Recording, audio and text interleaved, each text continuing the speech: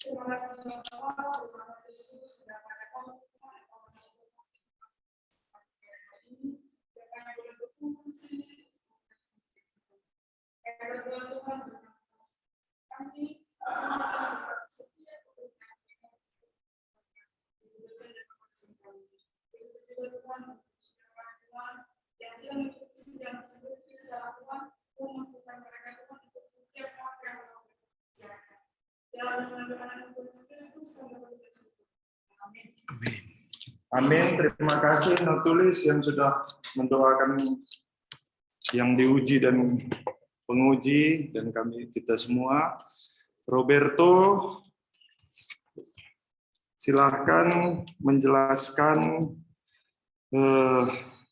skripsinya tentang pelayan dan alkoholisme, suatu tinjauan etis, teologis tentang pelayan gereja yang alkoholisme, serta refleksi bagi pelayan di gereja HKI Resort Khusus, Jalan Beringin, Duri, Riau, selama 7 menit. Dipersilahkan. Terima kasih kepada Bapak Moderator dan kepada Bapak dan Ibu dosen uji. Di sini saya akan memaparkan skripsi saya yang berjudul Pelayan dan Alkoholisme. Dengan subjudul suatu tinjauan etis teologis tentang pelayan gereja yang alkoholisme serta refleksinya bagi pelayan Kristen di gereja HKI Resort Khusus Jalan Beringin. Alasan saya mengangkat judul ini ialah dikarenakan pada saat ini banyak pelayan gereja di HKI Resort Khusus Jalan Beringin khususnya yang masih memiliki kebiasaan-kebiasaan lama. Salah satunya yang saya bawakan pada hari ini yaitu adalah alkoholisme atau kecanduan terhadap minuman keras. Di mana seorang pelayan ini adalah orang yang akan menjadi panutan atau contoh gaya hidup yang baik dan benar menurut ajaran di Kristen. Di dalam skripsi saya ini sudah dijelaskan apa itu alkohol. Alkohol adalah suatu gula makanan yang difermentasikan sehingga menghasilkan alkohol, seperti misalnya ubi yang diberikan ragi kemudian akan menghasilkan alkohol, dan kemudian airnya itu adalah yang mengandung alkohol. Seorang alkohol ini tadi jika dia diminum dia bisa menghasilkan dampak positif dan juga dampak negatif. Dampak positif itu bisa ditemukan dengan cara meminum 2 gelas per hari untuk kaum laki-laki dan kaum perempuan 1 gelas per hari. Itu tertulis di situs kesehatan Halodoc yang saya temukan. Dan kemudian dampak negatifnya itu jika diminum secara berlebihan bisa menyebabkan sakit jantung, kemudian kerusakan pada lambung, dan gangguan-gangguan lainnya, bahkan bisa menyebabkan kematian. Dampak positifnya itu alkohol bisa memperlancar peredaran darah sehingga mencegah jantung, mencegah penyakit diabetes, dan mencegah Alzheimer.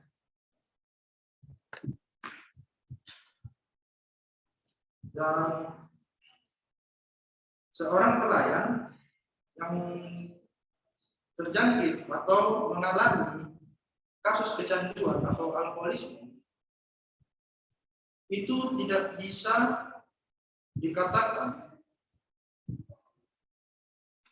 sebagai seorang pelayan yang patut dicontoh karena tidak sesuai dengan kriteria-kriteria seorang pelayan yang sesuai dengan 1 Timotius 3 ayat 1 sampai 7.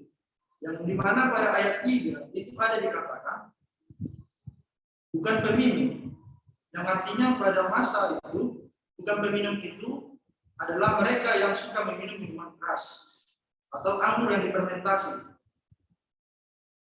Dan itu tidak sesuai dengan kehidupan yang dikatakan kehidupan yang kudus. Dan seorang pelayan pada masa ini haruslah mencerminkan bagaimana kehidupan Kristus yang seharusnya, sehingga bisa menjadi contoh dan panutan bagi jemaat atau masyarakat awam.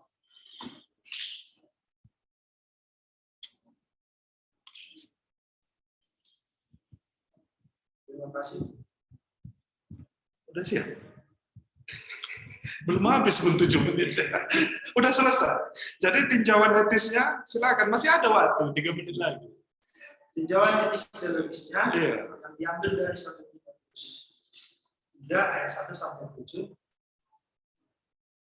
Itu yang tertulis di ayat 3, bukan peminum, bukan pemarah, melainkan peramah, pendamai, dan bukan hamba uang. Seorang pelayan pada masa ini hendaklah ia mencerminkan atau menjadi contoh hidup yang baik dan benar sesuai dengan kekristenan. Seorang pelayan haruslah memenuhi kriteria yang ada dalam Alkitab. Untuk memenuhi syarat pada penulisan skripsi ini, saya menggunakan metode penelitian, perpustakaan atau library riset, dan kualitatif, yaitu dengan melakukan wawancara kepada 14 narasumber, 8 diantaranya adalah seorang pelayan gereja, dan 2 lagi dari kaum bapak, 2 lagi dari kaum ibu, dan 2 lagi dari kaum pemuda-pemudi. Dan kesimpulan yang saya dapatkan dari narasumber saya, bahwa alkohol ini tadi, sikap dari alkoholisme ini tercipta karena kebiasaan yang sudah menjadi biasa, sehingga ketika mereka tidak meminum alkohol ini dalam sehari, mereka akan merasa akan ada yang kurang dan merasakan kebingungan dan kekhawatiran. Dan jemaat yang berpendapat, yang memandang seorang pelayan yang alkoholisme atau yang sedang dalam kondisi kecanduan terhadap alkohol, mereka merasa bahwa ketidaklayakan akan seorang pelayan untuk melakukan hal ini tadi. Demikian. Baik Roberto, sudah selesai menjelaskan skripsinya secara ringkas, termasuk cara penelitiannya, dan kita persilahkan kepada Bapak Penguji 1, Dr. Harahap. Kami persilahkan waktu dan kesempatan. Silakan Pak. Baik, terima kasih Bapak Moderator, Bapak Dr. Muhammad Rizwan, dan selamat kepada Donald Roberto Alexander telah sampai pada tahapan skripsi dan pertanggungjawaban skripsi hari ini. Memungkinkan kami dalam rangka memberi masukan secara akademis supaya penelitian ini semakin bagus. Karena ini kan untuk menampakkan seorang sarjana perlu ada penelitian akademis. Hari ini kami nanti akan melakukan penelitian ini terus di jemaat, masalah-masalah jemaat. Dengan selesainya kamu menyelesaikan masalah akademis, tentu nanti masalah praktis di lapangan kamu bisa mampu. Makanya kami memberi supaya kamu memiliki kemampuan akademis menghadapi persoalan-persoalan jemaat nantinya. Judulmu sangat bagus, pelayan dan alkoholisme. Suatu tinjauan etis teologis tentang pelayan gereja dan refleksinya nanti bagi pelayan di gereja HKI Resort Khusus Jalan Beringin. Jalan Beringin ini di mana? Duri Riau. Kedua nanti tambah Duri Riau karena kami tidak tahu di mana Jalan Beringin ini. Ya, karena ada Jalan Beringin di Medan, ada Jalan Beringin di Jakarta. Tapi kalau Jalan Beringin Duri Riau sudah jelas ya. Lalu pertanyaan saya sekarang ialah apa persoalan akademis? Apa permasalahan? Dengan pelayan dan alkoholisme, apa persoalan? Persoalannya Pak, di mana sebenarnya skripsi ini beberapa jemaat itu ingin tahu bagaimana sebenarnya seorang pelayan itu yang sebenarnya. Karena yang berada di hadapan mereka itu ada berbagai macam pelayan. Ada yang membawa kebiasaan mereka, ada yang mengikuti kriteria tadi di dalam 1 Timotius.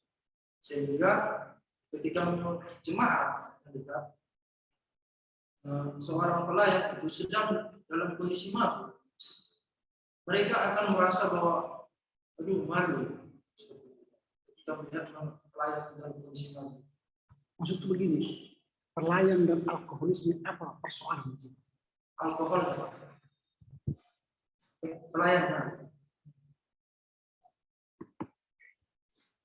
Nah begini, dalam latar belakang ini tidak tampak, itu yang saya maksud, latar belakang. Misalnya kalau itu menjadi persoalan umum, jadi kalimatnya begini, seharusnya pelayan gereja itu janganlah mabuk, jangan terkena alkohol,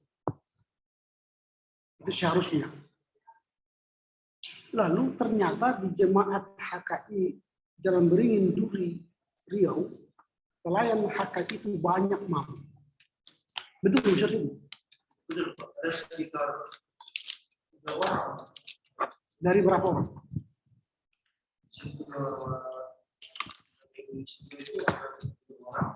Enggak semua situ berapa?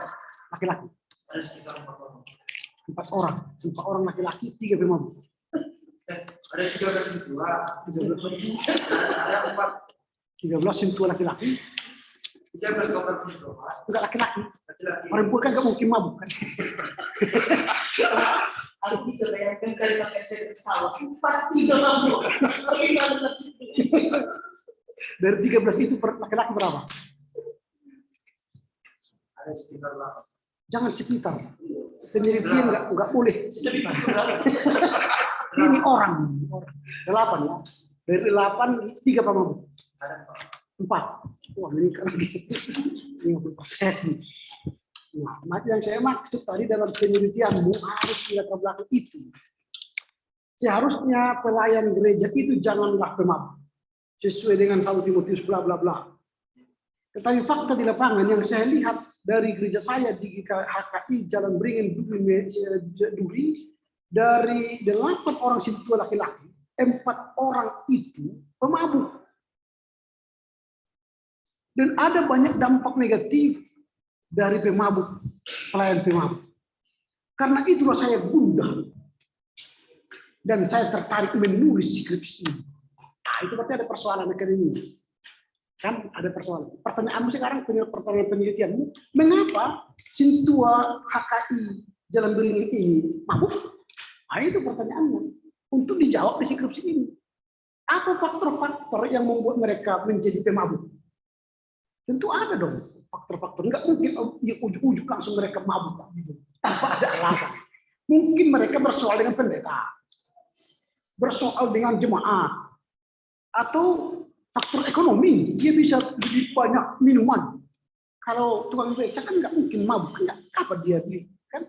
Tapi kalau dia sudah punya uang banyak, bisa dia beli tua, beli alkohol yang bermerek dan sebagainya. Makanya pemabuk. Nah itu karena banyak faktor yang membuat mereka pemabuk. Itu yang seharusnya tampak di latar belakang ini. Itu yang tidak ada, Donald. Lalu kau harusnya pandang secara etis. Etiskah sintua mabuk? Nah, barulah cocok lagi minum pelayan dan alkohol. Tetapi di identifikasi masalahmu juga bagus. Adanya pelayan yang memahami bahwa minum tua menjadi alat mendekatkan diri kepada jemaat. Dari mana ini premis ini ya? Dengan minum dekat dengan jemaat. Padahal jemaat benci kepada sintua yang mabuk. Nah, baru adanya pemahaman bahwa tidak bisa tidur sebelum minum minuman keras. Sifat alkohol, kurangnya pemahaman pelayan akan hidup kudus. Tapi ini yang kau tuliskan itu tidak ada dalam latar belakang. Kau sendiri. Terusnya kau masukkan bahwa pelayan yang 4 orang itu sulit sekali tidur.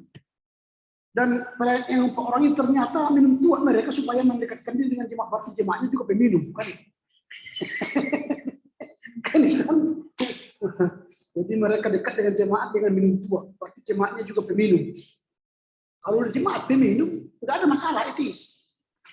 Praktis sama kan selevel mereka.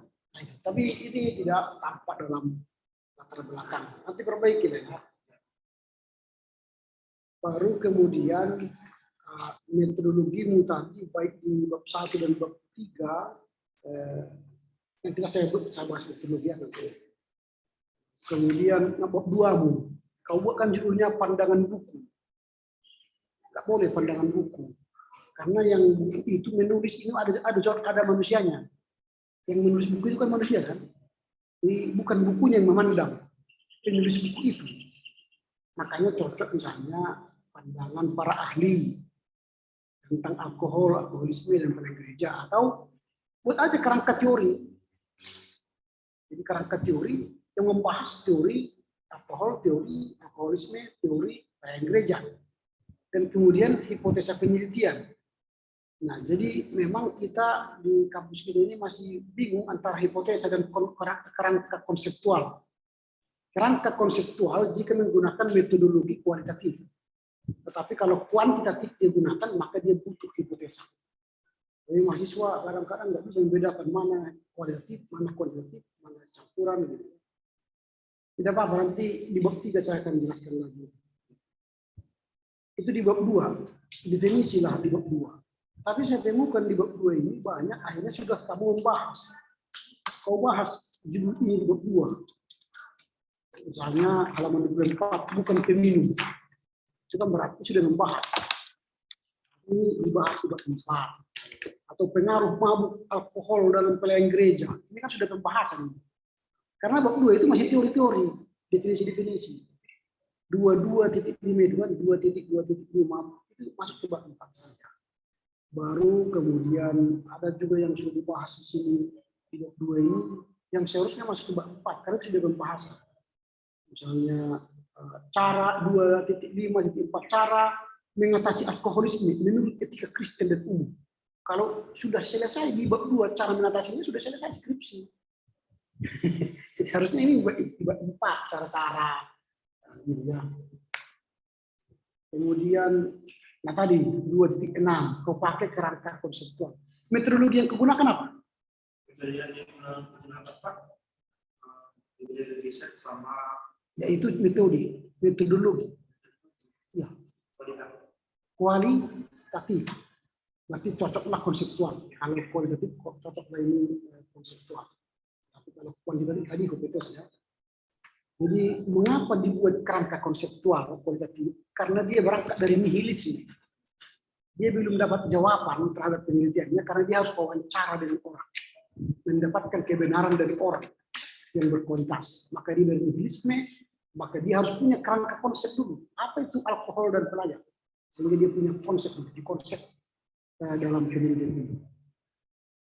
Nah, konsep apamu ini pelayan gereja adalah seorang yang bekerja untuk keperluan orang lain, untuk melaksanakan kehendak orang lain, bekerja untuk Tuhannya. Oh, ini bagus, konsepnya bagus. Dan ini harus kau buktikan nanti di bab 4. Kalau sudah ada konsepmu dari hasil wawancaramu nanti harus ditemukan bahwa mereka mengatakan pelayan itu haruslah pelayan yang baik. Tidak boleh bukan karena sudah kau tulis dalam kerangka konsepmu ini harus ditemukan nanti jawabannya di bab 4. Itu bab 2 baru masuk ke bab 3. Tapi ini setiap bab ya judul itu harus font 18. Ini masih font 14 yang saya lihat. Ini harus font ya harus 18 judul. Baru judul itu 14 fontnya. Itu menurut peraturan kita. Ya. Kalau letak habis saya tidak bahas, kondisi jemaat juga saya tidak bahas, statistika juga saya tidak bahas, dan metodologi tadi. Tentukanlah di sini metodologi yang digunakan kualitatif. 3.2 langsung katakan dalam penelitian ini saya menggunakan metodologi kualitatif dengan mencari data dengan wawancara. Metode mengumpulkan data itu wawancara dan mendukung dengan dokumen-dokumen buku, jurnal, bahan seminar dan sebagainya. Itu metode mengumpulkan data. Ya baru kau sebut populasi.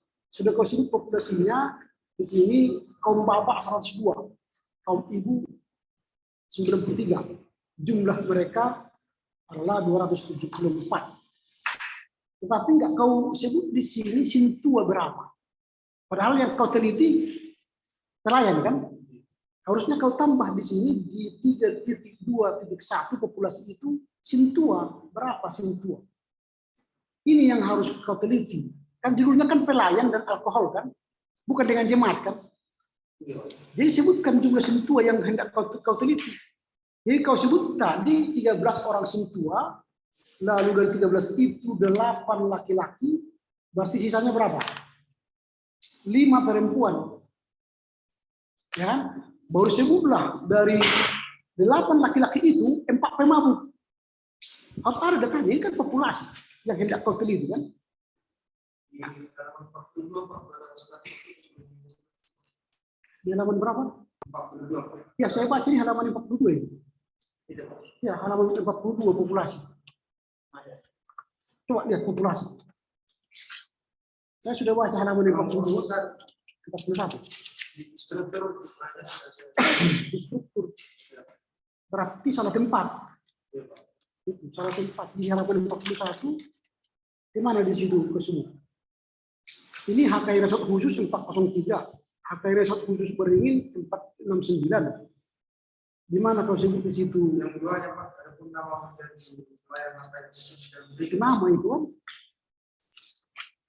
Itu nama. Dalam populasi kau sebut jumlah. Harus kau sebut jumlah. Nah, ini. Nanti lengkap itu ya. Baru 3.2.2 sampel. Sampel itu dari 13 Sintua, kau akan pilih sampel mereka mau diwawancarai. Siapa-siapa sampel ini? Apakah Sintua itu kau wawancarai atau ikut pendeta atau ikut jemaat? Sebutlah siapa yang akan kau teliti sampelnya. Karena ini kualitatif, harus orang yang berkualitas. Berarti pertama pendeta, guru jemaat, Sintua senior, warga jemaat yang senior, pemuda mungkin ketua pemuda, itu kan contoh beberapa orang yang berkualitas. Karena kualitatif harus kau wawancarai. Nah, yang kau wawancara ini semua ini kekosongan ini. Nama Ketua DS Pakpahan, Ketua R Senturi, Ketua S Hausibuan, Ketua ini ada berapa? 8 orang yang kau wawancarai. Orang berkualitas kayak ini udah jadi Sintua lama. Ada juga yang bukan soal Sintua lama. Berkualitas itu berarti punya jabatan struktur. punya. Apa jabatan-jabatan mereka tersebut? Ada yang bendahara Pak, ada yang sekretaris, ada yang ketua pembangunan bagi jemaat. Oke. Dari 8 orang ini ada yang pemabuk kau wawancarai? Ada Pak. Ada. Kau sebut nanti ini pemabuk. Tulis siapa-siapa pemabuk itu. Karena ingin tahu kita. Ini penelitian kan? Ini penelitian. Misalnya Sintua R Senturi, beliau adalah pemabuk. Sintua S Hausibuan dia pemabuk. Karena kami nggak tahu siapa pemabuk ini. Karena kau sebut tadi 4 pemabuk. Siapa mereka? Harus kami katakan, harus pembaca tahu gitu. Ini kan kau mau presentasikan secara akademis. Nah, nanti baru perilaku mereka. Mana perilaku yang mau? Jangan-jangan perilaku pemabuk lebih baik daripada perilaku tidak mabuk. Bisa saja kan? Perilaku pemabuk itu berbaik hati, memberi uang, membagi mengunjungi jemaat. Yang tidak pemabuk malah tidur di rumah. Bisa saja. Itu harus kelihatan dari wawancaramu dan dari pertanyaanmu kepada mereka. Menurut Bapak, Sintua itu mana lebih baik? Pemabuk atau tidak pemabuk? Kasih Tuhan. Lalu bagaimana sikap orang pemabuk? Kau lihat di lapangan. Nah itu, jadi sebutlah nanti sampel itu. Karena di sini di sampel ini tidak sebut siapa-siapa mereka. Kan? Sebut nanti. Karena dia kau buat di sini diambil antara 10% atau 5%. Nggak ada namanya siapa-siapa di sini. Baru masuk ke alat pengumpulan data. Alat pengumpulan data dalam kualitatif ialah wawancara. Jadi kalau kuantitatif ialah angka. Nanti wawancara sudah saya sebut tadi wawancara, lalu hasil wawancara sudah kau sebut. Oke, dan pertanyaannya juga. tapi tidak ada anak analisanya. Itu aja. Misalnya contoh ya, apakah ketiga pendawalan sebagai pelayan gereja ada di kehidupan syarat-syarat sesuai dengan Alkitab? Semua narasumber, berarti 8 orang tadi kan, mengatakan bahwa ada syarat seorang pelayan itu tidak bercacat, sabar, mampu menjadi pelayan Saul Timotius. Titik. Analisamu mana? Itu kan harus ada analisa. Hasil ditemukan fakta, dianalisa. Berapa orang yang mengatakan setuju? Semua kan? Berarti analisa lah bahwa mereka setuju harus tidak bercacat dan sebagainya. Ternyata dalam kenyataan mereka bercacat, ada 4 orang karena pemabuk. Itu ada analisanya di situ. Menurut Aman Inang, apakah alkohol itu? Nah, itu kan tidak ada analisa. Semua pertanyaanmu tidak ada analisanya. Hanya satu kalimat. Apakah Amang mengetahui dampak minuman? Semua narasumber berpendapat memberikan dampak negatif. Apa itu dampak negatifnya? Misalnya sering di rumah berkelahi, atau sering uang persembahan dibeli tua, pulang gereja langsung cepat tertua kan? Habis uang gereja, apalagi dia bendahara. Nah itu kan tidak ada. Kalau tulis apa dampak negatifnya? Harusnya tampak di sini dampak negatifnya apa. Gitu. Sehingga nanti kita menyarankan jangan minum tua, karena ternyata banyak dampak negatifnya. Berbahaya kepada iman jemaat, berbahaya kepada ekonomi jemaat karena dipakainya uang persembahan itu. Beli tuanya kan dan sebagainya. Nah ini kurang analisanya saya lihat di hasil wawancara. Dan temuannya oke. Baru oke, karena tadi sudah saya catat ini harus ada tinjauan apa namanya etis, ternyata sudah kau tulis di bab 4. Ini saya cabut. Dan akan kita lihat nanti di bab 4. Di bab 4 itu judulmu tinjauan etis. Nah judul nanti harus huruf besar semua ya. Tidak boleh huruf kecil seperti ini. Judul harus huruf besar semua. Font 18. Ada 2 di bab ini yang harus kau bahas. Yang pertama tinjauan etis tentang pelayan gereja yang alkoholisme. Dan yang kedua refleksi bagi pelayan Kristen di gereja HKI. Berarti 4.1 judulnya tinjauan etis. Kan itu kan? Karena topikmu tinjauan etis. Tapi 4.1 kau buat solusi dalam mengatasi pelayan yang kecanduan. Tinjauan etis dulu. Tinjauan etisnya bagaimana? Berdasarkan hasil wawancara dan analisa saya pada bab 3 di atas, pada bab 4 ini saya akan memberikan tinjauan etis saya terhadap pelayan gereja yang alkoholisme. Yang pertama, solusi dalam mengatasi pelayan gereja yang kecanduan minum alkohol. Nah itu, bla bla bla sampai ke bawah. Baru masuk ke nanti ke 42 itu refleksi. Refleksinya harus pakai jemaat HKI, pelayan HKI itu. Tapi setelah saya baca tidak ada refleksinya kepada pelayan HKI itu. Ini masih normatif, umum dia. Seharusnya refleksi bagi pelayan Kristen di HKI Jalan Beringin, pertama, Sintua HKI Jalan Beringin tidak boleh minum alkohol. Berarti nanti saranmu kalau sudah kesimpulan, yang 4 orang itu perlu digembalakan. Itu saranmu, karena kau sudah buat kesimpulan, refleksi, Sintua itu tidak boleh minum alkohol. Yang kedua, tuak atau apa namanya, tuak atau alkohol bukanlah alat pemersatu jemaat karena membawa dampak negatif. Itu refleksi. Ketiga, apa lagi refleksi dari hasil wawancara yang di atas. Nah, dengan demikian nanti barulah masuk kamu kepada kesimpulan. Apa kesimpulan penelitian? Kesimpulan penelitian saya bahwasanya jemaat itu tidak menerima sikap dari rasa candu alkohol tadi yang terjadi di dalam pelayanan. Juga menunjukkan sikap ini di hadapan umum karena jemaat itu akan merasa malu ketika mengetahui pelayannya.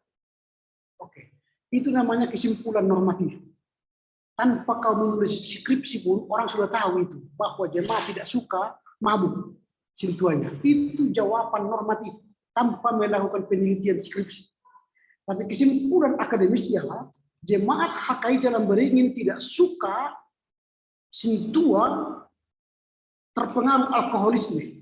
Karena alkoholisme memengaruhi sikap tingkah laku mereka yang negatif. Ada beberapa faktor yang membuat mereka kecanduan alkohol 1, 2, 3. Dampak negatifnya adalah 1, 2, 3, 4. Akibatnya pelayanan rusak. Itu kesimpulan akademis karena kau telah meneliti faktornya, memberi solusinya, dan dampak negatifnya apa. Itulah kesimpulan akademis. Dan itulah yang harus kau tulis 25.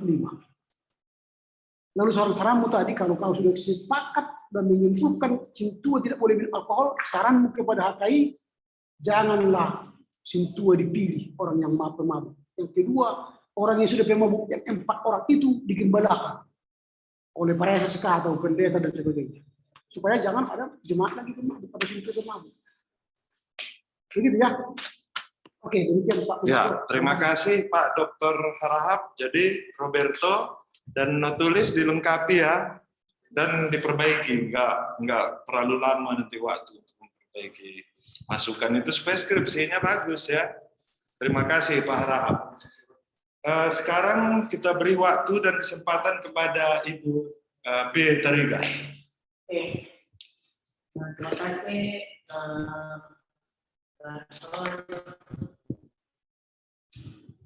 Banyak diborong Bapak ini ya. Nanti saya mau berbicara dari segi dokumen. Kamu kan berbicara tentang pelayan gereja.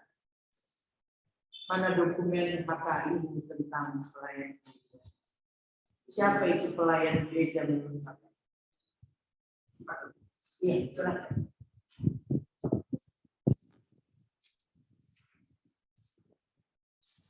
Kata gerejamu.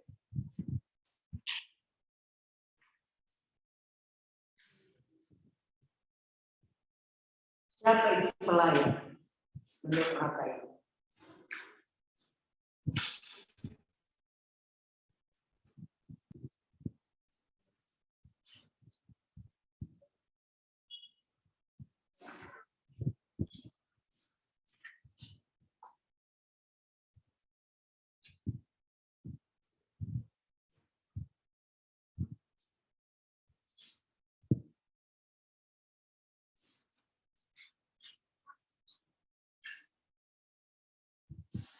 Nggak ada ya? Nggak ada. Bagaimana kamu berbicara tentang gereja HKI? Atau secara lisan kau katakan, siapa itu pelayan menurut HKI? Dan kamu ini tentang gereja HKI. Bagaimana kamu berbicara pelayan? Mana tahu menurut HKI pelayan itu boleh mabuk? Sehingga mereka melakukan itu makanya perlu ada dokumen. Dari sini kita bicara. Ada saya. Ini masalah. Ada yang dia alkoholik, ya. Dia ini pelayan. Idealnya gini kan HKI, kan nggak ada. Coba dulu. Pelayan itu Halaman berapa?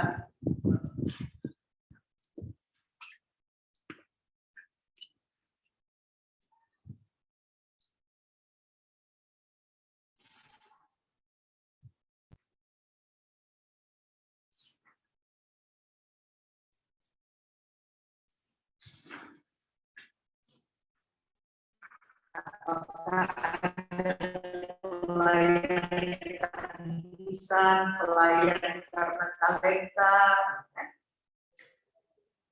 Ada gereja-gereja yang itu termasuk pelayan bagi mereka. Song leader, ya ada. Mentahbisan namanya. Iya, tahbisan, mentahbisan. Apakah HKI juga begitu? HKBP ada itu. Jadi kalau tadi HKI berbicara tahbisan, mentahbisan, artinya lebih banyak lagi harus sampelmu, kan begitu. Tergantung itu sampelmu. Tidak hanya sekian. di nota Halaman di halaman 4. halaman 4. Oke, kita lihat halaman 4-nya. Silakan. Dikatakan di halaman 4 itu ada dalam peraturan rumah tangga apa yang dijelaskan pada pasal 5. Coba dulu halaman 4. Oke.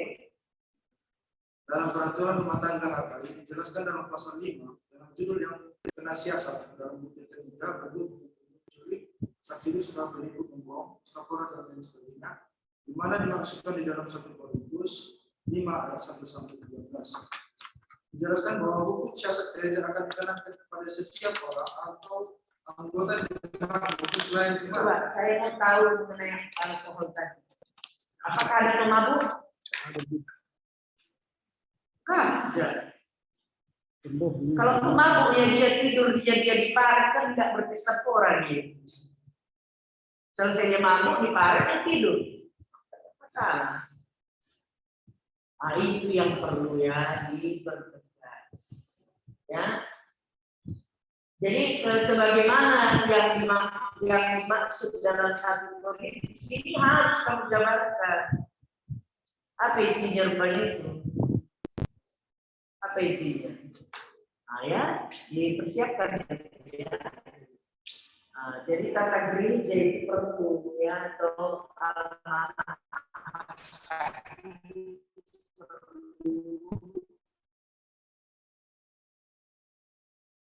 supaya lebih ini idealnya karena yang apa yang harus dilakukan.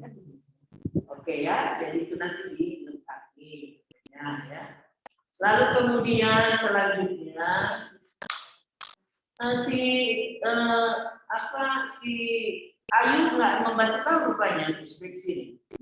Enggak, kenapa nggak dibantu ya kamu? Ya, pacar nggak dibantu.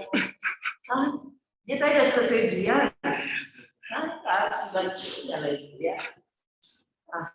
Oke, baiklah. Kemudian selanjutnya kita lihat daftar risiko ya. Kita bandingkan dengan halaman 9. Ya.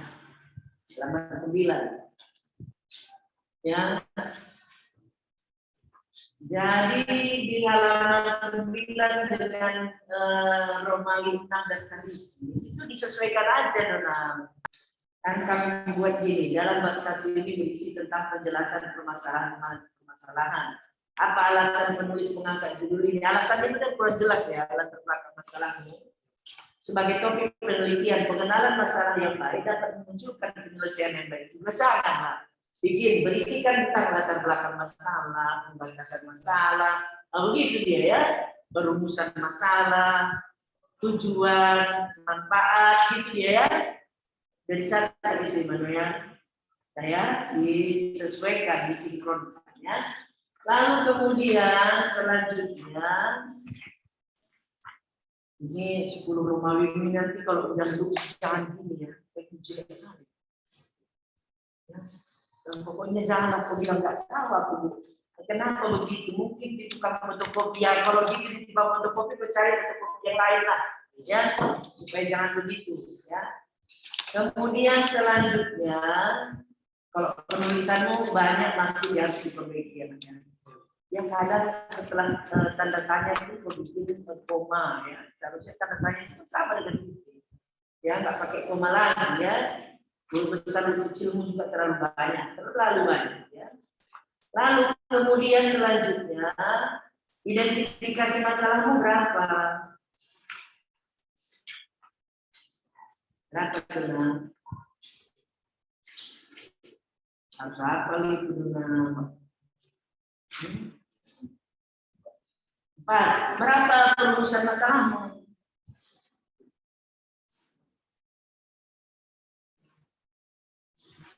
Berapa? Bisa sampai begitu menulis.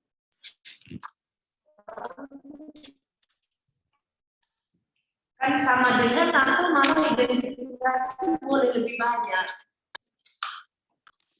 Nah ini nggak pasti ya nak, ya tidak pasti ya. Ini harus sama atau lebih banyak identifikasi, ya nggak boleh lebih banyak perumusan. Nah, kemudian di halaman 9 bab 2. Ya, setelah saya baca bab 2-mu, ya, setelah saya baca bab 2-mu dan juga daftar isimu, banyak yang tidak terekam di halaman 9 di sistematika bab 2 ini. Coba ya. Bab 2 ini berisi tentang pengertian minuman keras, pengenalan jenis-jenis minuman keras, kandungan zat yang ada dalam minuman keras. Padahal di dalam penulisan kamu mulai dengan penjelasan tentang ya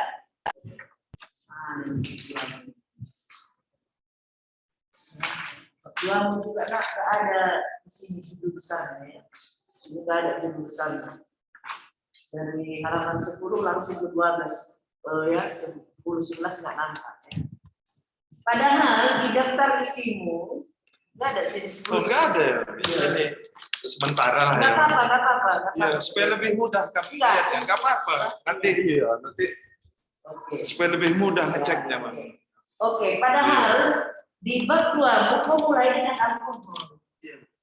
Tapi di sistematika kamu mulai pengertian minuman keras. Jadi ini enggak sinkron, ya. Jadi harusnya disesuaikan juga dengan ini.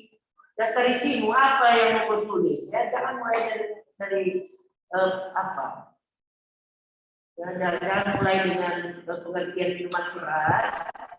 Bahkan di daftar isimu tidak ada berbicara apa itu minuman keras. Jadi ini tidak sinkron, ini seperti ada skripsi lain yang kuambil. Ya. Nah, ini kesanku, ya, karena nggak cocok. Nah, nggak cocok ini. Ya. Bisanya kan nampak itu, bisanya kenapa bisa begini? Coba dulu dari segi penulisan. Wow, ada skripsi lain mana? Nah, karena nggak cocok kali. Ngeri ini. Yang mana? Kesanku ada skripsi lain sehingga kenapa nggak cocok isinya? Mana ini? Ya. Kayak begitu kesanku. Kalau lupa mengubahnya misalnya ya. Atau gimana Donald? Kenapa bisa nggak kau hidupi isi daftar isi ini di penjelasan selanjutnya? Kenapa nggak kau hidupi gitu? Coba ya di halaman 9 berisikan tentang pengertian minuman keras, pengenalan jenis-jenis minuman keras. Sementara di bab 2 di daftar isinya nggak ada itu. Jadi dari mana datangnya itu? Iya, di daftar isi kan nggak ada. Coba lah kau lihat ya. Kita lihat di halaman 9 ya. Bab 2 berisi tentang pengertian minuman keras, pengenalan jenis-jenis minuman keras, kandungan zat minuman keras, dampak positif dan negatif. Udah? Lalu di daftar isimu judul itu. Yang ada adalah apa itu alkohol, nggak minuman keras, beda itu. Nah, coba silakan. Karena saya pikir kemarin yang tidak dari sini itu cuma yang dari sini aja. Misalnya kayak alkohol secara umum, dan kemudian masuk lompat ke 22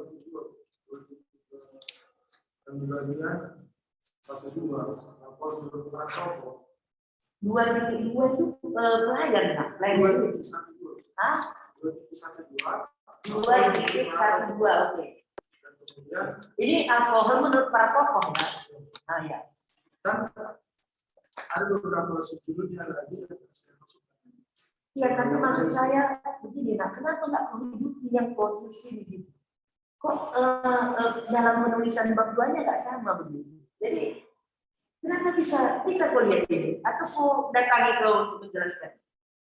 Bisa kami tangkap Imania, yang penting Imania sudah paham. Ya, bisa kau paham. Nantilah Imania yang jelaskan kepadamu ya, nanti terlalu banyak buang waktu. Oke. Kemudian selanjutnya, ini secara etika Kristen tentu sangat merugikan pihak-pihak siapa saja yang dirugikan. Ini kan nggak benar menurut etika Kristen. Mengapa? Jawabannya. Di manakah itu kau tuliskan? Sehingga secara etika Kristen ini nggak benar. Apa dampaknya? tulis di halaman 17. Halaman 17. Oke. Coba. Apa? Yang dikatakan di situ pada paragraf pertama itu kalimat, namun manusia sering sekali tidak taat di perintah Allah dan manusia memakai ini menggunakan cara yang keliru, sehingga kehidupan kita tidak mirip dengan yang diperlukan sama oleh pencipta kita sendiri. Jadi itu suatu dosa yang sedang dilakukan sama manusia yaitu dalam pemahaman keras.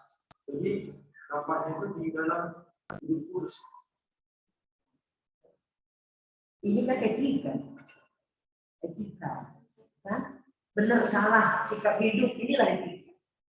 Apa dampaknya bagi hidup? Tulis. Apa dampaknya bagi keluarga? Apa dampaknya bagi masyarakat? Apa dampaknya bagi gereja? Gereja kan orang kan jemaat jadi apa? Bersandungan. Sehingga memang secara etis nggak benar kalau begitu. Begitu dia dua. Ya kan etika ini kan? Nah ya, oke, itu nanti ditambahkan. Kemudian setiap ada bahasa Ibrani, Yunani, nanti kami buat tulisannya ya. Ada yang sudah kami buat, tapi ada yang masih perlu ya. Kemudian ini juga coba lihat di halaman 37. Donald memakai buku Christopher C. Cook, alkohol. Sudah nampak? Sudah mana catatan footnote-nya? Tapi memakai buku Christopher. Footnote-nya, ya? Jangan ya. Oke, termasuk ini. Penting kali kita nengoknya. Ini kesalahan tukang print ya. Tapi yang besar itu yang bagus, ya tidak begitu itunya dia. Ya, kan itu dia nengoknya. Aku capek kali beberapa kali. Jadi terbayang dia. Ya. Naik dengan tinggi kita. Saya memang juga harus pakai kipas sih. Oke, baiklah.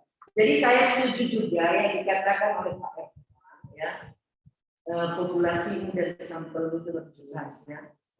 Dan nanti kita di siapa pelayan menurut HKI, lalu pelayan yang mana kalau ada yang entah bisa entah bisa, yang mana kamu masukkan itu menentukan populasi dari sampel ya.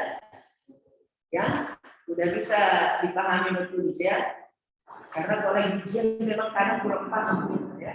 Biasanya yang biasanya itu kurang yang tulis. Lalu halaman 5. Ini ada penulis yang sama, bukunya berbeda, tapi kok buat menjadi 411, sementara Raja Aire dalam bukunya mengatasi kecanduan alkohol secara umum, lalu footnote-nya Raja Aire itu mengatasi mabuk minuman beralkohol. Yang mana nih? Hah? Ya, jadi kenapa terketikkan mau berbeda? Nah ini dia masuk buka dan kenapa bisa terketikkan dulu lain begitu? Padahal nggak itu buku di depanmu kan ada yang buku ini di depanmu. Ketika kamu mau mengetik gini kan, karena buku sirah itu di sini kan. Lalu kau ketik, kenapa ada judul lain?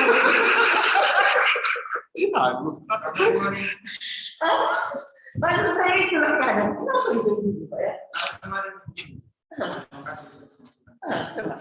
Ada kemarin kemarin bilang ya, karena kurang pas kata orang itu bahasanya, orang itu sendiri. Siapa? Ada yang di daftar isi. Bukan judul bukunya yang berbeda dengan orang. Iya diubah. Bisa mereka memilihnya. Oh, saya kan kirim Pak. Kalau buatkan dulu daftar isinya. Oh.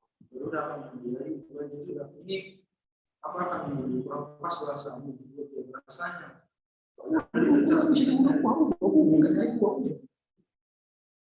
Misalnya buku sejarah gereja, karena orang yang menulis terisi di sejarah umum, enggak bisa. masa buku biar mau ganti tante. Misalnya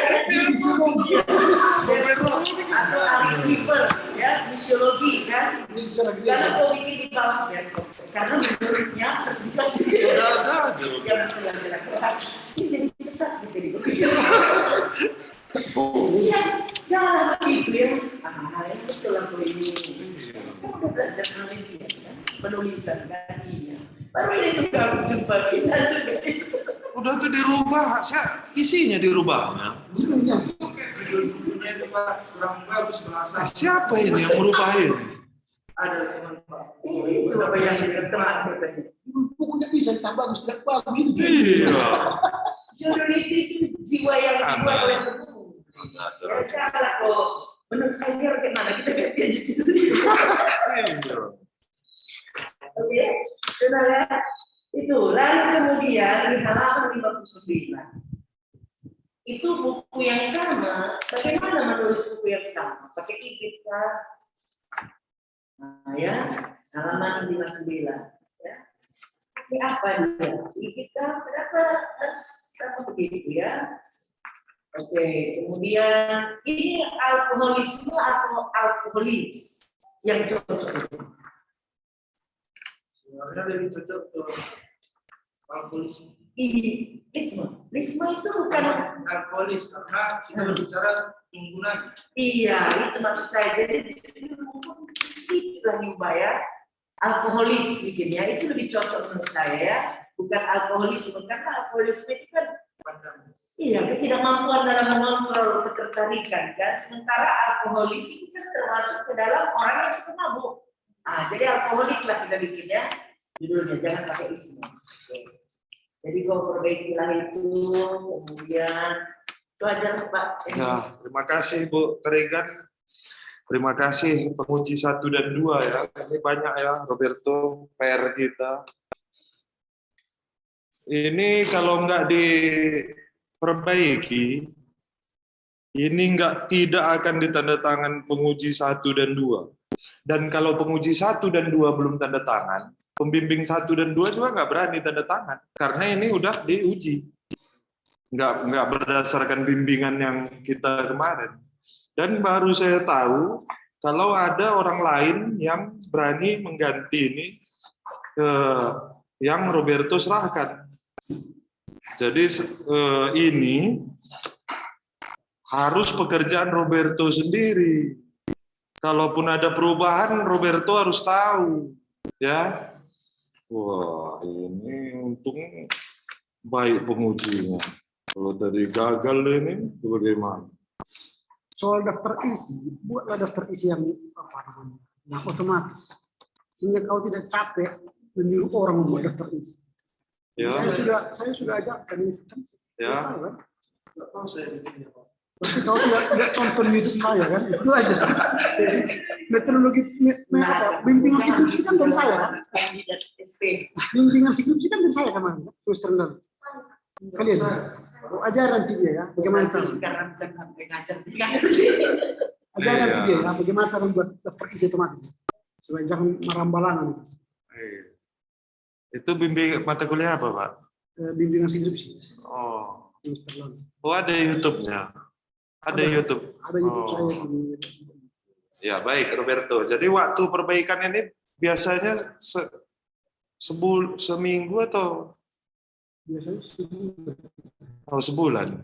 Ya nanti tanya akademis ya, bagian akademik ya, supaya jangan terlambat. Ini banyak nih Roberto yang harus diperbaiki ya. Iya ya. Dan harus penguji 1 dan 2 dulu tanda tangan ya. Jangan nanti salah lagi tanda tangannya. Iya, saya pun nggak mau tanda tangan, benar. Iya, jangan ya. Jangan nanti ada lagi yang merubah yang tanda tangan. Saya nggak akan mau ini kalau belum penguji, karena ini udah diuji, ya. Iya, karena kesalahan ini termasuk kesalahan pembimbing ini, karena saya yang baca selama ini. Udah, iya, bukan hanya Roberto yang lemas nih, saya pun ikut lemas. Tapi bagus begini ujian daripada nggak ada masukan, kan nggak ada gunanya. Ya, jangan nanti lemas duluan, semangat, ya semangat bahwa inilah untuk kebaikan tulisan Roberto, bukan menjatuhkan Roberto. Ya, baik. Karena ujian kita sudah selesai, saya pun banyak catat di sini. Kalau nanti ada yang kurang sama notulen bisa WA ke saya. Ada sebagian saya catat. Nanti juga saya kirimkan. Saya kasih. Iya, ya. Terima kasih kepada Ibu dan Bapak penguji untuk menutupnya. Roberto ya, setelah tutup dengan doa kita foto. Ya. Puji syukur ya Tuhan kami sedang